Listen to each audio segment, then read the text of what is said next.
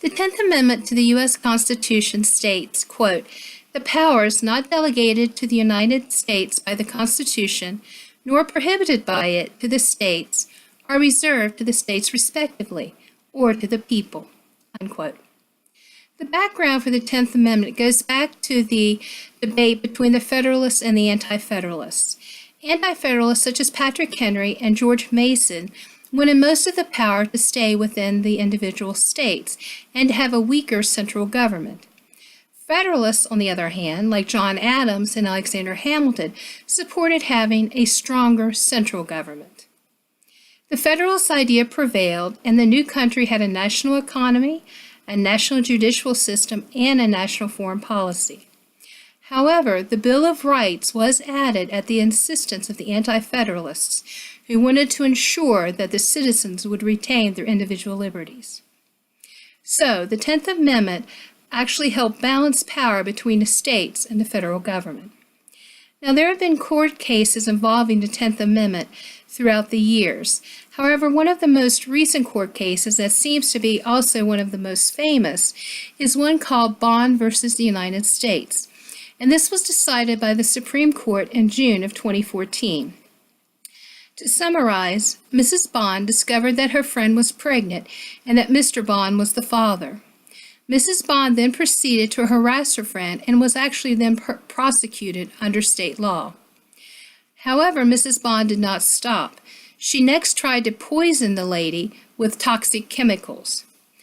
This lady then called in the federal authorities, and Mrs. Bond was arrested for violating Section 229, which is a federal law that prevents the use of toxic chemicals to harm others.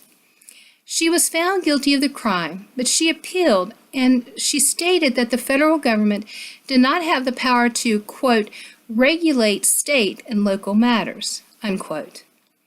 The case went through the judicial channels and ended up at the Supreme Court, which decided to support Mrs. Bond's claims.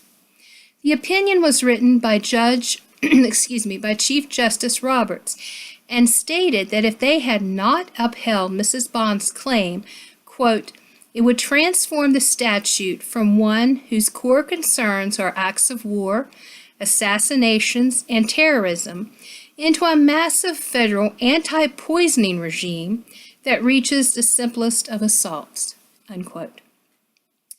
Currently, many cases center around immigration, which, as we know, is currently a hot topic in our country. One of these cases is the detention of a man named Ernesto Galarza. He and some fellow workers were arrested because they were thought to be illegal immigrants. Galarza, though, showed the law enforcement his Social Security card and assured them that he was a U.S. citizen. However, he was still held 3 days in jail until someone from the Immigration Customs Enforcement, ICE, arrived.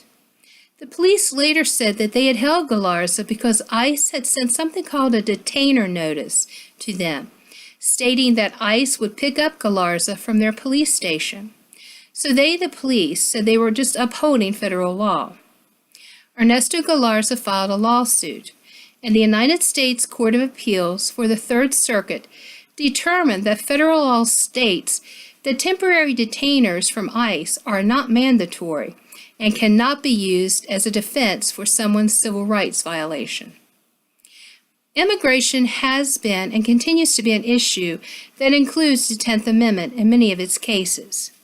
States have brought lawsuits stating things such as the federal government not having the authority to require them to provide Medicaid, free education, and other benefits to illegal immigrants. But so far, the federal government has rejected most of these lawsuits for various reasons. Thank you.